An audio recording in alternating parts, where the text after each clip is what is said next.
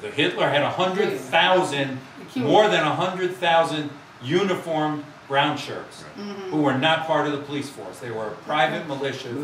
Extra legal. Yes, outside the law. Just like the Ku Klux Klan. Well, the point being that we have to appeal with our slogan to the millions who haven't yet made a decision. Not so much the middle class, but the working and the poor people. And we have a Workers' World newspaper, and there's a big difference. Communism has nothing to do with fascism. They are opposed to one another. And what we have to do is not so much worry about the fascists, as worry about how to get the word for socialism and communism out, and for struggle.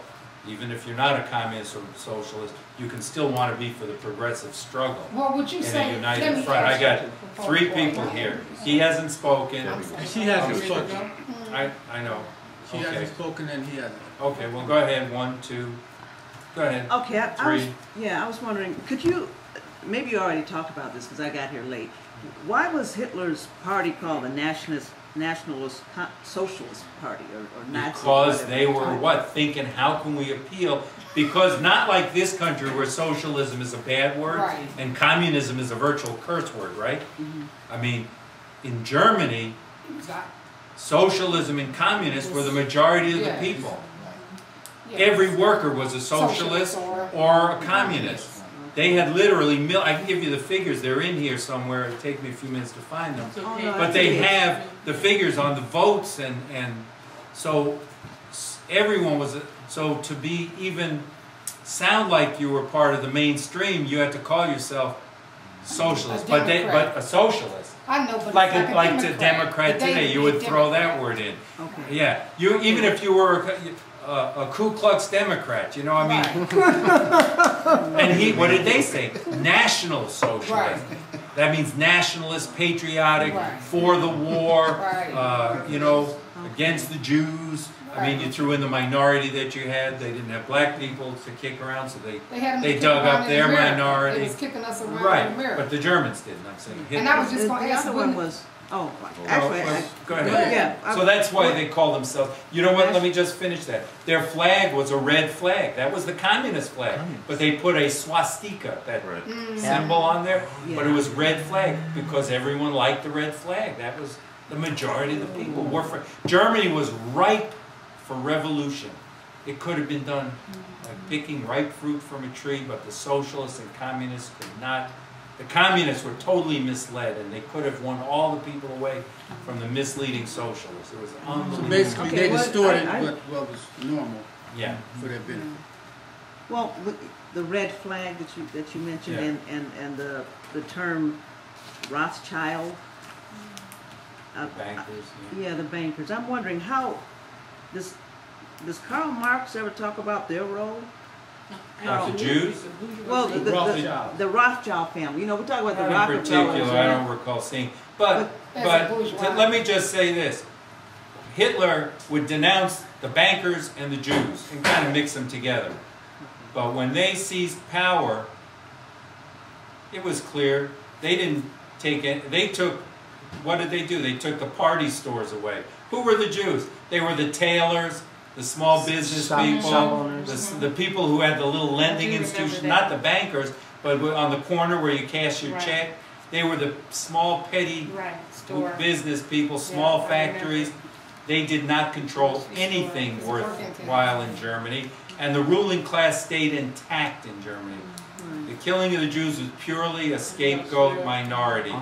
Yes, they were not, and never were a major factor of influence in any country in the world, including this country, although some people seem to feel that they are. But there are none of the major rich families, the DuPonts, the Rockefellers, the Morgans, the Mellons, the Vanderbilts, none of them, you can name 50 or 60 families, none of them are Jewish.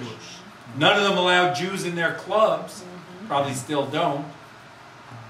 And yes, Jews play a role in a middle strata in Hollywood and some newspapers and whatever. A lot of professional people. I got a lot of cousins who are doctors. These are not people who run the country. Are these the Jews of Israel? Are they the same sect? Israel has no money either. Israel's a... But I'm just saying, are you talking about those? I'm talking about Jews in this country, and Israel is simply a paid agent, just like somebody else in whatever, name a dictatorship somewhere.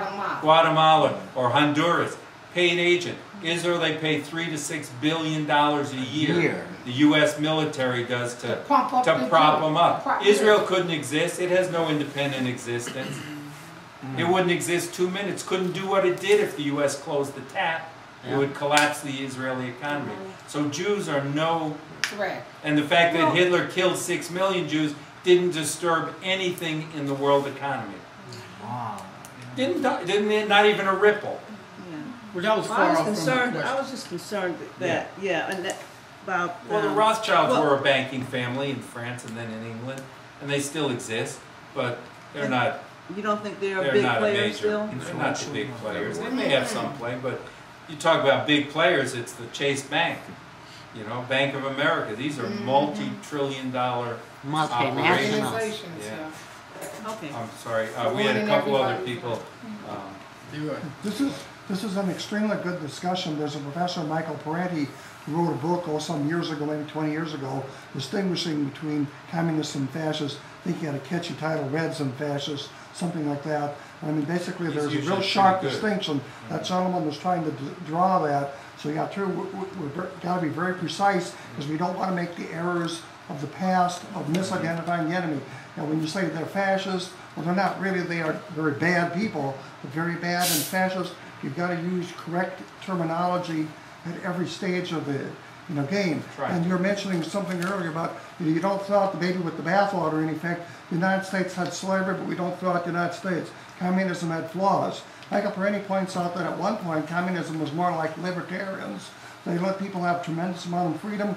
First day that communism is in, that Lenin is in, he issues the decree for longer library hours and easier interloans. He wants freedom for the people to be able to read more. Back then, America didn't even have libraries.